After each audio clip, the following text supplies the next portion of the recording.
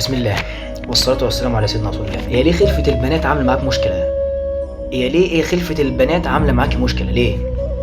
ليه ما تدبرتيش في الآية لما يقول لله ملك السماوات والأرض يخلق ما يشاء يهب لمن يشاء إناثا ويهب لمن يشاء الذكور. أول ما ذكر الإناث. ليه؟ أصل زمان كان في فكرة في الجاهلية، أو كان في أيام العصر الجاهلي قبل بعثة الرسول صلى الله عليه وسلم، كان في حاجة اسمها وأد البنات. كانوا بيموتوا البنات أحياء. ليه؟ شايفين إن فكرة إن الإنسان يخلف بنات ده عار. والنبي صلى الله عليه وسلم يقول خيركم من بكر بالأنثى. يعني أنت جميل جدا إن ربنا يرزقك ببنت حنينة طيبة. أنت عايز الولد وأنت مش عارف إن الولد ممكن لو جالك يعذبك، الولد ممكن يهينك، الولد ممكن يكون مش كويس. تعالى كده نتدبر في سورة الكهف. وأما الغلام فكان أبواه مؤمنين، كان أبوه وأمه كويسين أنهم أخلاقه مؤمنين، فخشينا أن يرهقهما طغيانا وكفرا فأرادنا أن يبدلهما ربهما خيرا منه زكاة وأقرب رحما. يعني سيدنا الخضر موت الغلام، فسيدنا موسى استعجب: أقتلت نفسا زكية بغير نفس لقد جئت شيئا نكرا. كان جاي له: يا موسى خد بالك، انت مش هتقدر تستطيع او مش هتقدر تصبر على اللي انا هعمله. نرجع لموضوعنا تاني.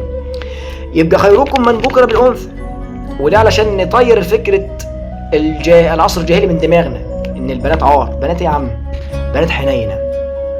ده بستعجب بصراحة وبستغرب جدا يعني على البيت اللي ما فيهوش بنات.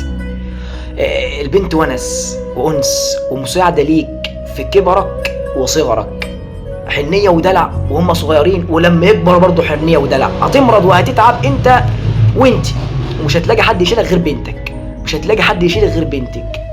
ابنك ممكن يتجوز وتبقى رقبته عوجة، رقبته تتكسر وياخد مراته ويعزل بعيد عنك.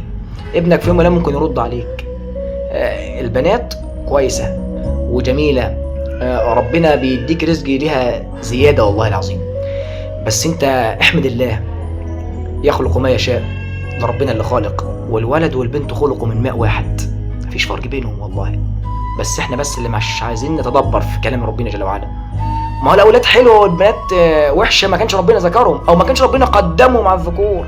يهب لمن يشاء اناثا ويهب لمن يشاء الذكور.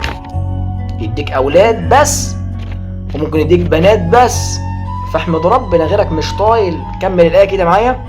أو يزوجهم ذكرانا وإناثا، أو ممكن يديك ولد وبنت، بنت وولد بس كده. لا، المشهد الثالث: ويجعل من يشاء عقيما. يعني في ناس برضو ما بتخلفش.